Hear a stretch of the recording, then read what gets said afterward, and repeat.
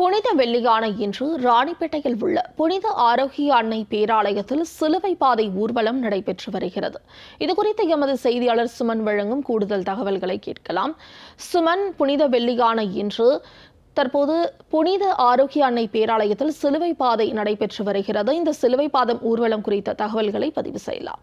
வணக்கம். ராணிப்பேட்டை புனித ஆரோக்கிய அன்னை ஆலயத்தில் இயேசு கிறிஸ்து சிலுவையில் அறையப்பட்ட நிகழ்வை முன்னிட்டு கிறிஸ்தவர்கள் சிலுவை தொழிலில் சுமந்து கொண்டு ஊர்வல ஜெப பேரணியை அனுசரித்தனர்.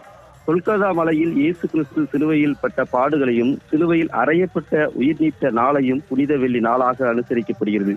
மேலும் 3ஆம் நாள் அவர் உயிர் தீர்ந்ததோடு எழுந்த நாளை ஈஸ்டர் திருநாளாக உலகம் முழுவதும் இன்று கொண்டாடப்படும் நிலையில் ராணிப்பேட்டை மாவட்டம் புனித ஆரோக்கிய அன்னை ஆலயத்தில் பங்கு தந்தை லியோ மரிய ஜோசப் தலைமையில் சிறப்பு திருச்சலவை பாதை நிகழ்வு தொடங்கி வைத்து இயேசு கிறிஸ்து அனுபவித்த திருச்சிலுவை பாடுகள் குறித்து சிறப்புரை ஆற்றினார். அதனைத் தொடர்ந்து 14 ஸ்தலங்களில் சிலுவை பாதை குறித்த தியானத்துடன் கூடிய ஜெப பாடல்களுடன் சிறப்பு புனித வெள்ளி பிரார்த்தனையும் நிகழ்வு அனுசரிக்கப்பட்டது.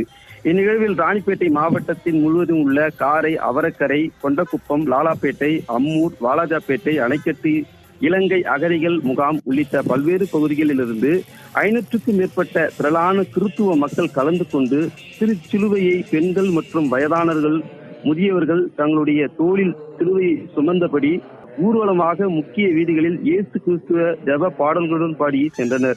இந்த நாளை இயேசு பாடுபட்ட, அதாவது மனிதர்களோடு வாழ்ந்து என்னென்ன பாடுகள் படுகிறார் என்ற ஒரு தத்துவமான நிகழ்வுகளை தான் இந்த ஈஸ்டர் பண்டிகையை கொண்டாடி வருகின்றனர்.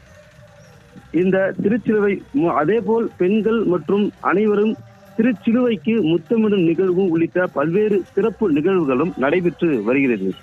சுமன், தகவல்களுக்கு நன்றி.